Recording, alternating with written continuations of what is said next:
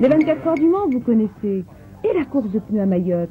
Attention, ça va crisser. Le soleil tape, le bitume chauffe la gomme. Bientôt le départ pour la cavalcade infernale.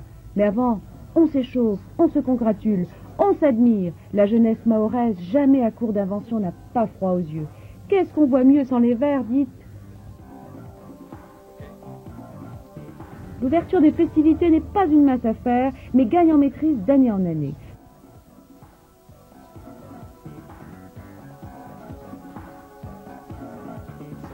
Pour ce tournoi moderne, les jeunes Mahorais sont prêts à livrer toute leur force dans la mêlée. On exerce sa monture, on éprouve sa technique et tous les moyens sont bons. On bichonne des bâtons qui serviront à guider, accélérer ou freiner de véritables prototypes enduits de graisse, sortis de l'imagination et de l'habileté des concurrents. Ici Mamoudzou, Mayotte, en plein océan Indien. Nous sommes le 14 juillet et à quelques secondes du départ de la compétition du Grand Prix de la course de pneus.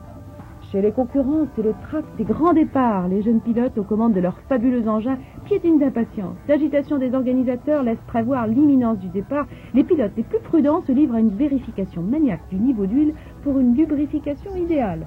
D'autres s'entraînent encore à un ultime dérapage contrôlé.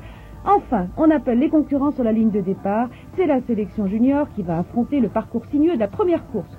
Ils ont de 5 à 10 ans et la longueur de leur épreuve est la plus courte que pour les plus âgés. Et c'est parti! Plus de 60 jeunes fanatiques de vitesse bondissent, pneus en avant, agrippés des deux mains à leur commande qui servent à la fois de guidon de direction et de frein. La conduite de ce monoroue nécessite non seulement un vigoureux coup de poignet, mais aussi un œil attentif aux obstacles et bien sûr des jambes solides.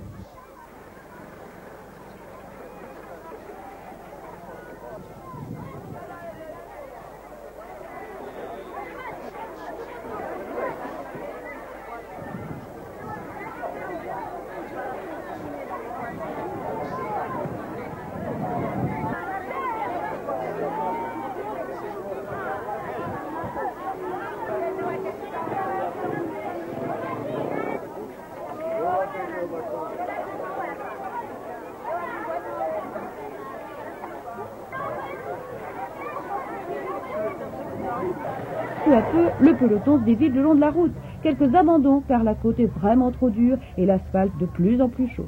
Mais vaille que vaille, il faut être présent à l'arrivée.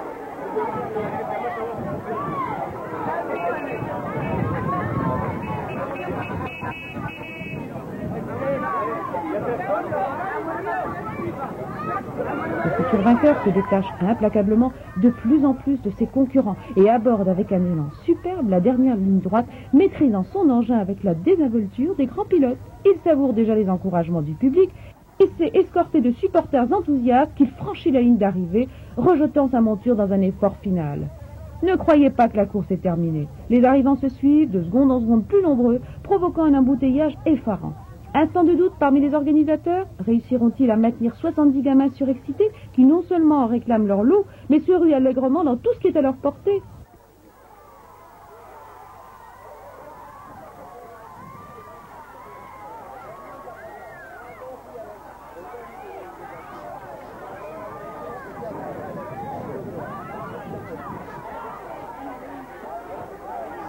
Mais cette année, l'expérience aidant, il semble que les organisateurs aient encore pu sauver leur peau.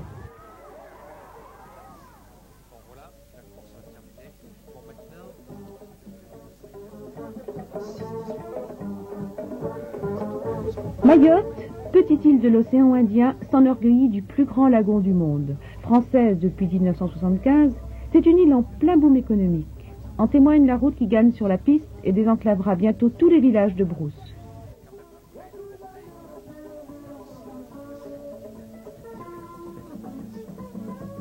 Prise entre tradition et modernité, voici la population mahoraise, mélange composite de descendants d'Africains, de Malgaches et d'Arabes, essentiellement musulmanes, mais société matriarcale où les femmes propriétaires de la terre et de la maison jouent un rôle prééminent. Le boom démographique met au premier plan les enfants très tôt autonomes, habitués à vivre en petite communauté, quasiment autosuffisantes depuis la nourriture jusqu'au jeu, dont l'inventivité met à profit toutes les retombées d'une société de consommation encore embryonnaire. Depuis la voiture, trottinette jusqu'aux raquettes de tennis en bosse du pays, en passant par les pipes à tabac en noyau de litchi, c'est le règne de la récupération sur le mode de la dérision. Aux jeux des petits répondent ceux des grands. Nombreuses sont les fêtes, les cérémonies hautes en couleurs où la danse est reine, les femmes au balancement suggestif. Le Grand Prix de la course de pneus s'annonce déjà sous les auspices du rythme et de la fête. Ça a commencé en septembre 83 lorsque je suis arrivé à Mayotte. J'étais affecté ici en tant que professeur d'éducation physique et j'ai pu tout de suite en arrivant remarquer une activité très en vogue chez les jeunes ici. C'est un jeu qui consiste à pousser un pneu avec 2 bâtons. Très simple, cette activité m'a pas vraiment étonné puisque j'avais pu constater déjà qu'elle existait en Afrique noire où je résidais auparavant. Et ici j'ai remarqué que c'était une activité très répandue chez les gosses en ville et même en brousse, ce qui m'a donné avec un collègue l'idée d'organiser une compétition, de l'organiser sous forme de compétition. Le 14 juillet arrivant, on a saisi l'occasion pour organiser la première édition de la course de pneus à Mayotte. C'était en 84, donc la première édition.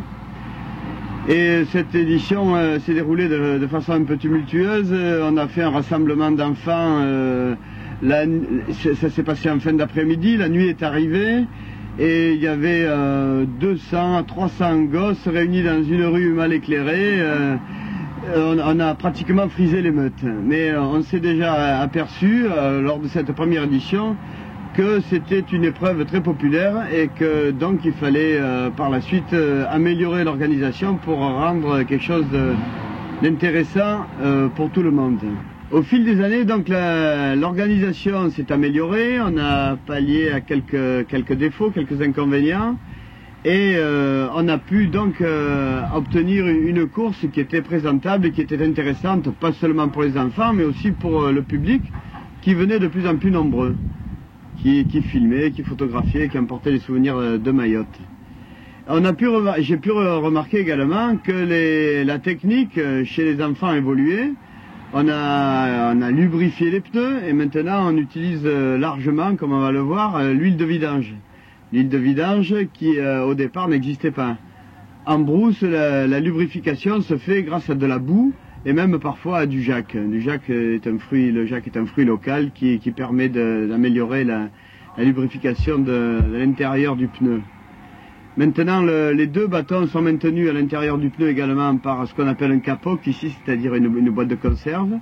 Et certains même réunissent les bâtons en les attachant. Donc ceci c'était au plan technique et maintenant on peut remarquer d'une année sur l'autre qu'il y a quand même toujours dans l'ensemble environ 200 participants. 200 participants répartis en une course pour les tout petits qui sont autour de 8-10 ans et une course pour les plus grands qui vont de 14 à disons 20 et même parfois plus, 20 ans et plus. Et cette course, je crois, attire beaucoup de monde car tous les enfants savent que, quelle que soit leur place, ils auront une surprise, un cadeau, ne serait-ce même que pour les derniers, un Fanta, une boisson.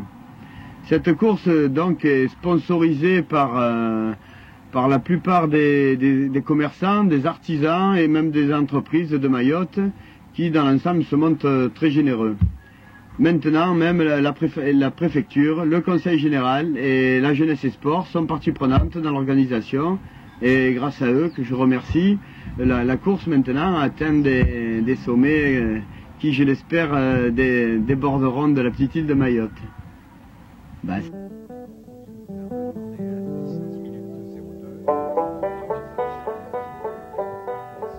C'est au village de Msapéré que ce sport a le plus d'adeptes. Stimulés par les prouesses des aînés, les plus petits commencent l'entraînement à peine haut comme 3 pommes. Tout jeune garçon en âge de courir ne se déplace nulle part sans son pneu. Les petits vivent ainsi à leur façon le développement rapide de Mayotte et l'accroissement du nombre de véhicules motorisés autour d'eux. Le jeu enfantin est devenu rêve d'adolescents, mine d'appropriation de leur futur. Il n'est pas rare de croiser au détour d'une plage un jeune athlète entraînant derrière son pneu une douzaine de bambins de tous âges poussant quant à eux de petits pneus de brouette. Ici on pratique le tout-terrain, en principe on passe partout comme les 4x4.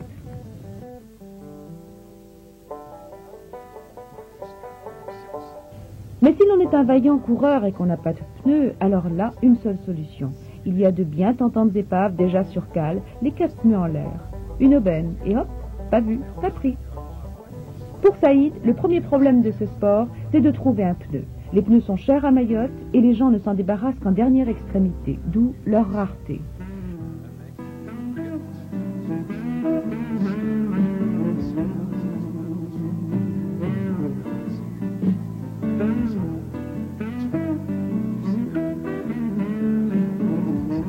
Le pneu convoité sous le bras, Saïd s'enfuit à toutes jambes, le vol donne des ailes, et maintenant va, cours, vole, vers la victoire prochaine, car la compétition cette année s'annonce farouche. C'est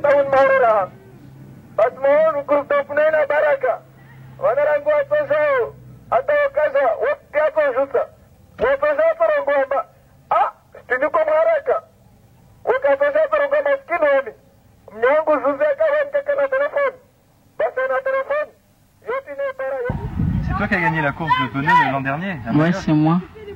C'était difficile? Non, ça n'était pas difficile pour moi parce que je m'entraînais beaucoup, donc c'est pour cela que j'ai gagné. Et ton pneu là, tu l'avais trouvé où? Je l'ai trouvé au bord de la rivière. C'est difficile de trouver des pneus là, non? Ouais, c'est difficile parce que les petits cherchaient beaucoup. Donc moi j'ai trouvé un pneu, comment dirais-je,